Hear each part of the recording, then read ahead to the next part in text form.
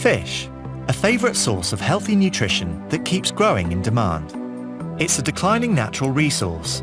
More stocks are being fished at biologically unsustainable levels than ever before, and it's important for the economy and the people that depend on it.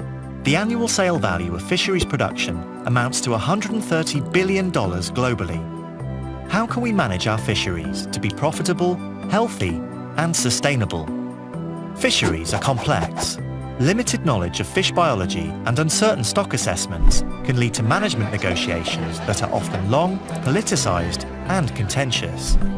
While governments and fisheries management bodies have committed to following scientific advice and a precautionary approach, and many eco-labels, including the Marine Stewardship Council (MSC), now require this, unfortunately, short-term economics still often wins. But an alternative approach to these difficult negotiations is emerging. Enter harvest strategies, an advanced framework for making fisheries management decisions, such as setting quotas. So, how does it work? To better understand it, let's use a simple analogy. Meet the Fisher family. They are moving into their new house this summer. There is no air conditioning, just some old ceiling fans. Will they cool the house efficiently? How durable are these fans? The Fishers decide to invest in a new air conditioning system. Their objective, a comfortable temperature all day long. They have to make compromises. Keeping the coolest temperature would result in expensive bills and uncomfortably dry air. So, they declare additional objectives. Keeping humidity in check. Short-term, staying within their monthly budget. Long-term, saving enough money for a vacation.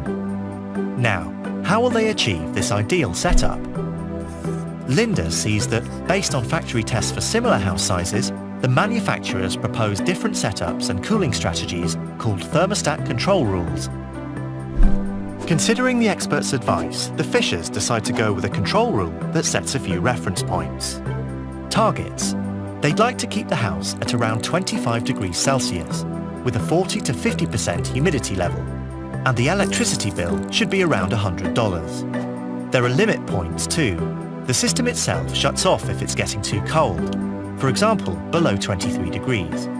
If humidity goes below 30% or the bill exceeds $130, they'll move the thermostat up a notch. They need to prepare for these uncertainties. And what if keeping the AC running for hours ends up breaking it? They must agree on an acceptable level of risk. Different family members have different temperature preferences, so they need to find a compromise that is agreeable for everyone and balances other trade-offs, like keeping the electricity bill in check.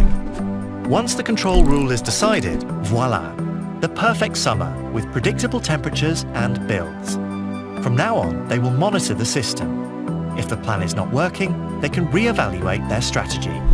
Just like the Fishers, fishery managers set objectives, such as maintaining fish populations at a level that can produce the maximum sustainable yield.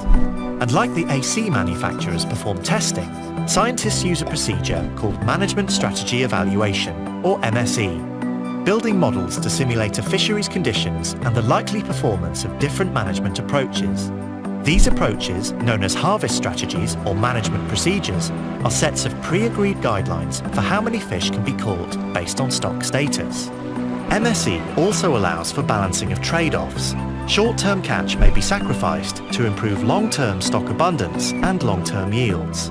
Likewise, the Fishers ended up making the house slightly warmer than ideal to avoid exceeding their budget.